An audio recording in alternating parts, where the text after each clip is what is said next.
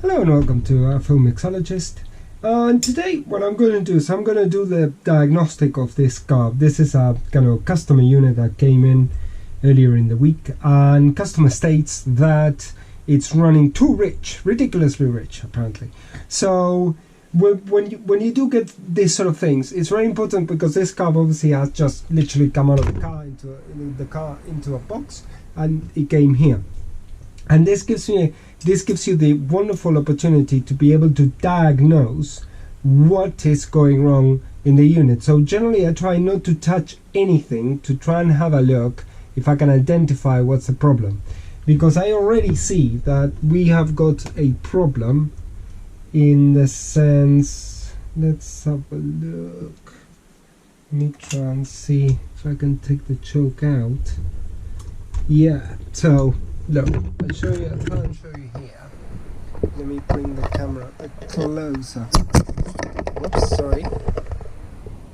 And I don't know if you can see it there, but basically the transfer slot is very exposed, and this should be sitting kind of much lower. The throttle blade should be sitting much lower.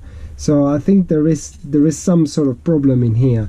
So I need to kind of explore this a bit further and see what could potentially be wrong here. So now I'm going to disassemble the unit and try and understand what's going on.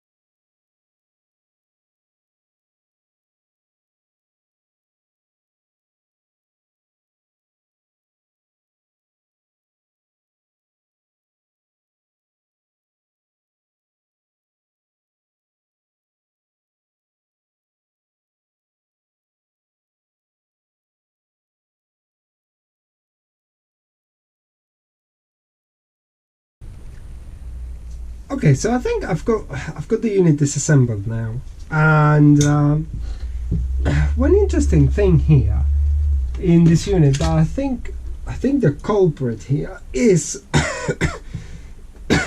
most likely to be contamination in the fuel, because I'm going to show you a few details. Hopefully you can see it from there. Look at the state of this. All of that corrosion, and look at the jets both on this side and this side as well.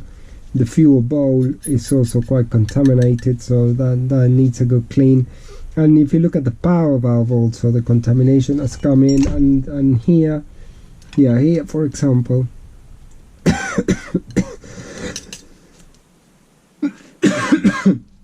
you can see a contamination as well there. So therefore I think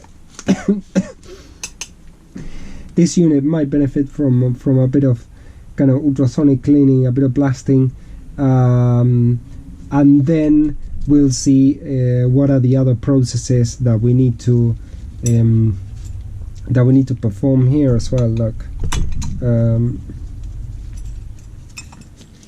you can see it there, all that residue that needs to go, but it's not. I've seen much worse, you see. So what I'm going to do is I'm going to finish disassembling this, and I'm going to start with the cleaning process. Okay, now I'm ready to assemble the unit. I've got all the kind of what I call the sub-assemblies ready. So the fuel bowls, as you can see, they're clean. I've also cleaned the the metering block. Now you can see it's clean. The jets were wrong. They were 68s and we needed 66. So I changed that. That might have caused the carb to run a bit rich. And also here in the metering plate, the problem there was that it only had a gasket and the metering plate on top. And generally, if you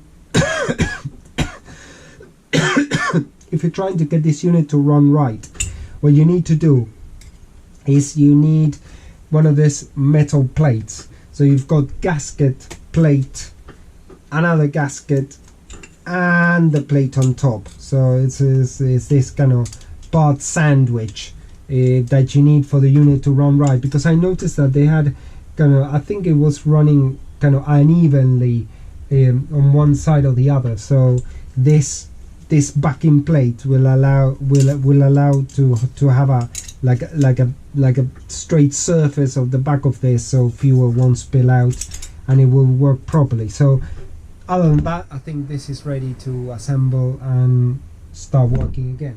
So now what I'm going to do is I'm going to put it all together.